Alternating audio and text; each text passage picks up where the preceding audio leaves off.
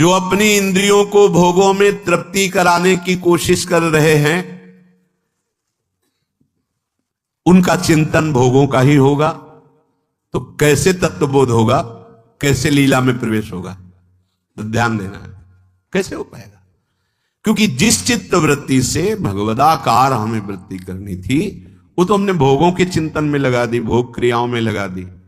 एक स्थिति होती है, जब आपकी चित्त वृत्ति भगवदाकार हो गई है, तो व्यवहार में रहते हुए भी विषयान ग्रहणंत मुंचंत वा, खान पान उठना बैठना है, सब बाहरी क्रियाएं हो रही हैं, अंतर से वो अपने आराध्य देव में सदैव स्थित रहता है। उसका परिचय आपको जब ऐसे महापुरुष का सानिध्य मिलेगा, तो आप विषय सेवन करते हुए भी निर्विषय रहेंगे। आपके अंदर विषयों की प्रियता नहीं रह जाएगी। आपके अंदर एक प्रबल वैराग्य, ऐसी धारणा बन जाएगी, कुछ नहीं, कोई भी तुम्हें प्रभावित नहीं कर सकता। यद्यपि खान पान हर्ष आदि की सब व्यवहारिक वृत्तियां हैं, पर उस महापुरुष का प्रभाव ऐसा होगा कि आपका हृदय निर्विकार हो जाएगा। और बहुत ही त्याग की सब बातें की जा रही, लेकिन हृदय भी सही है, तो संग से विषय रंग बढ़ जाएगा। ये देखा गया है। हृदय अगर निष्प्रिय है, जिसका हम संग कर रहे हैं, तो उसका परिणाम निष्प्रिय निकलेगा। व्यवहार में कुछ भी हो, निष्प्रियता ही आपकी बढ़ेगी, निर्विकारता बढ़ेगी, क्योंकि उसकी स्थिति का संग हो रहा है, उसका प्रभाव पड़ रहा है। तो सर्वनाश की जड़ है विषय चिंतन। ये बहुत बड़ी बात है। विषय चिंतन सर्वनाश की जड़ है। यहां विषय भोग नहीं कहा, क्योंकि चिंतन का परिणाम भोग है। पहले चिंतन होता है।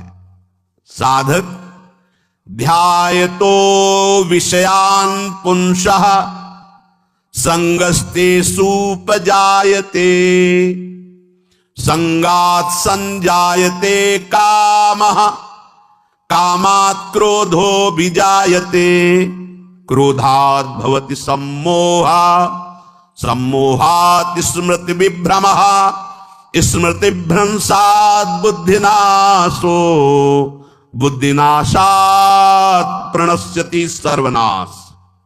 कैसे हुआ? ध्यायतो विषयान पुंसः, विषयों का चिंतन। इसीलिए अनन्यश्चिन्तयन्तु माम भगवान आदेश करते हैं।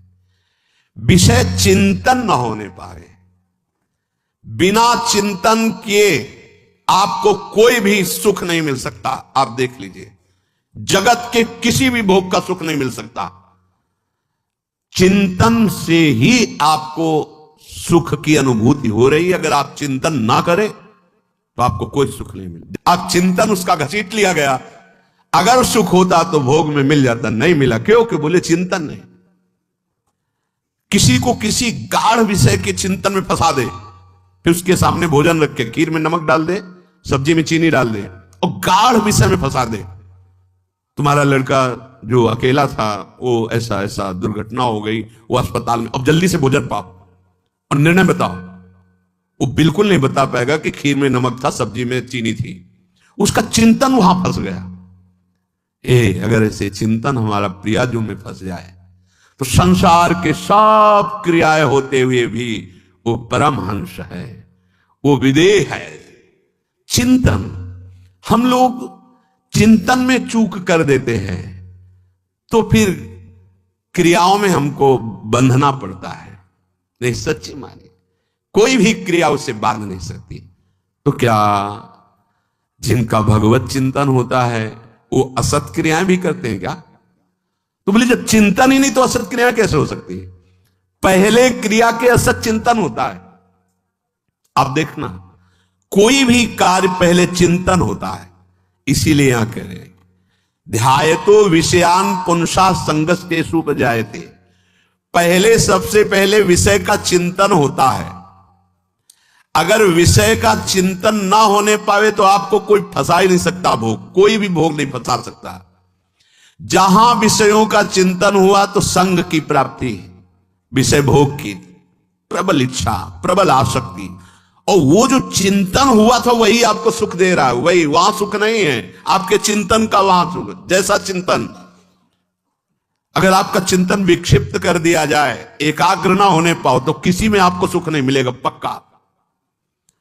अगर वही चिंतन सावई मना कृष्ण पदार विंदे हो, तो कोई सुख है। गोपी जनों के पति भी हैं, पुत्र भी हैं, पूरे परिवार की सेवा करते हैं, और बड़े बड़े परमहंस उनकी चरण रज वंदना करते हैं। क्यों? क्योंकि उनका चिंतन भगवान का हो रहा है।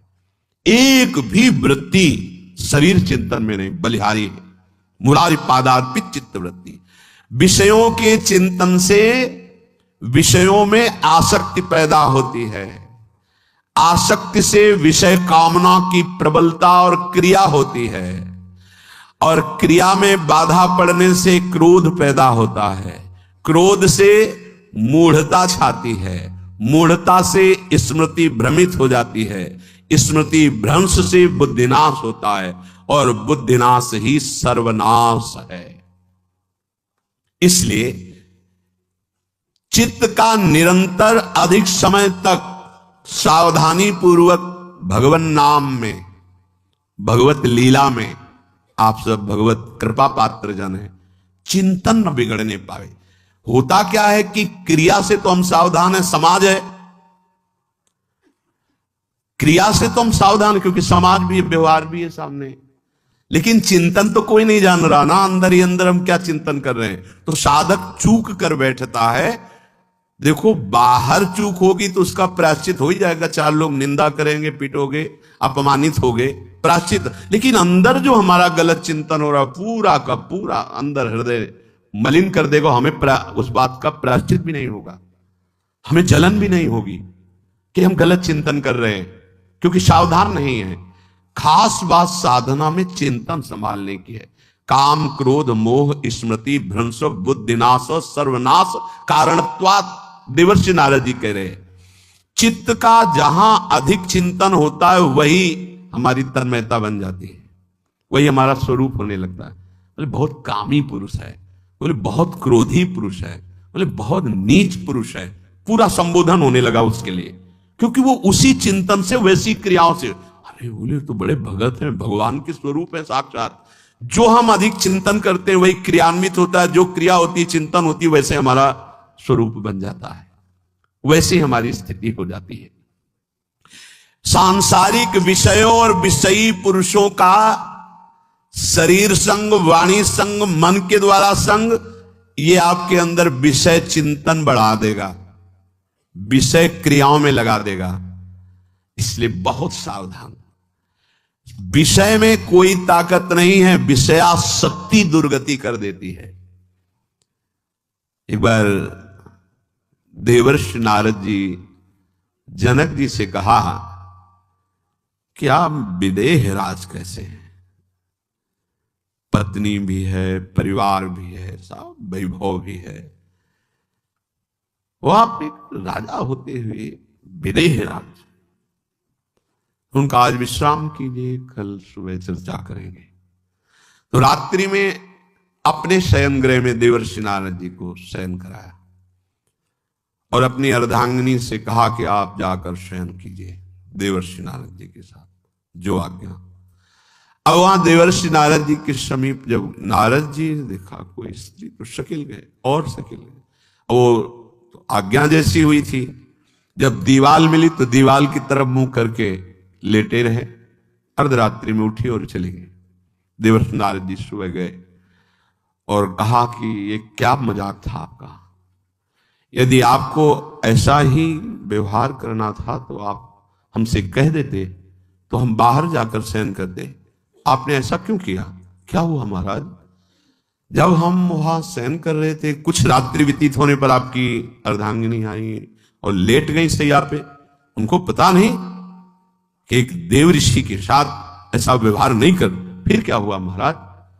फिर हम और शिकलते गए, फिर दीवाल मिली तो उधर मुंह करके फिर सो गए। तो तुमने स्त्री को दीवाल नहीं समझा, दीवाल को दीवाल समझा। यही आप में और हम में फर्क है। आपके लिए जैसे दीवाल निश्चिंतता का कारण है, ऐसे हमारे लिए स्त्री होते हुए भी वो दीवाल की तरह ही है, किंचन मात्र विकार उत्पन्न नहीं कर सकती। यही अंतर है। इसी बात से हमको विदेहराज कहते हैं। ये स्थिति अब कह दे स्त्री शरीर और दीवाल में क्या ज्ञान की विशेषता, वो जड़ है और चैतन्य नहीं। ये शरीर भी जड़ है, चैतन्य आत्म तत्व है। पंचभूतों से दीवाल बनी है। अग्नि तत्व से ईंट पकाई गई है, पृथ्वी तत्व तो है ही। पृथ्वी तत्व में जल मिलाकर उसको आकार दिया गया है। वायु तत्व ने उसे सुखाया है, अग्नि तत्व ने पकाया है, और शब्द आकाश तत्व है। 5 भूतों से वो बना, 5 भूतों से बना है। सच्चा ज्ञान ये कि इसमें और दीवाल में कोई अंतर नहीं। चैतन्य घन आत्म तत्व के कारण ये चलता फिरता नजर आता है, और वो खड़ा स्थायी जड़ दिखाई दे रहा है। इसमें भी भगवान है, उसमें भी भगवान है। इसमें भी पंचभूत है, उसमें भी पंचभूत है। नरसिंह भगवान खंबे से प्रकट हुए थे, बस केवल अज्ञान के कारण जड़ चैतन्य का भेद है। तब समझ में आया। ये जो हमारे अंदर भोगों की आसक्ति है, यही कामना प्रकट करते, यही पाप प्रकट करते, यही हृदय को मलिन कर दे। इसलिए हम अपने चिंतन को संभालें। चित्त चोर के चरणारविंद का चिंतन करें, निरंतर नाम जप करें, भगवद आश्रित रहें। प्रभु अपने भक्तों की रक्षा करते हैं, जैसे मां अपने बच्चे की। करूं सदा तिनके रखवारी, जिम बालक राखे महतारी। राधा राधा राधा।